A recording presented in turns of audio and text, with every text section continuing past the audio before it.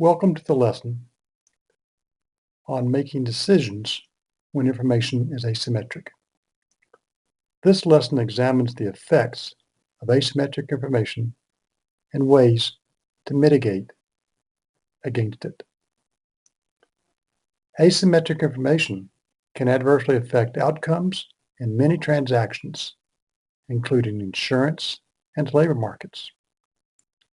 Here are the main points. First, information is asymmetric when one person in a transaction or negotiation knows more than another person. Second, one consequence of asymmetric information is adverse selection. 3. Another consequence of asymmetric information is moral hazard. 4. Screens can reduce adverse selection. 5.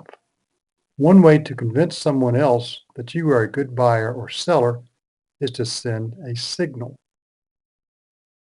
6. Monitoring and incentives can reduce moral hazard. 7. No solution to adverse selection or moral hazard is perfect. 8. The best method varies predictably.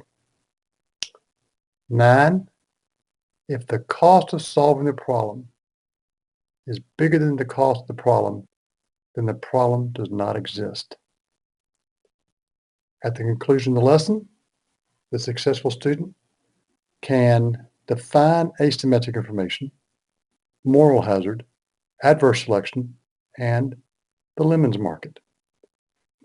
The student can identify how to use screens and signals to mitigate against adverse selection and moral hazard. We have 5 takeaways. First, know when you know less than the other party in an exchange.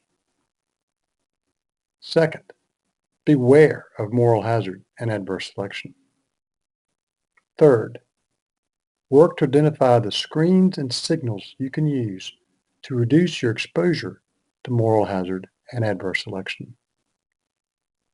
Fourth, work to identify how to use monitoring and restrictions on behavior to reduce your exposure to moral hazard. And finally, 5, remember that if no solution exists, then the problem does not exist.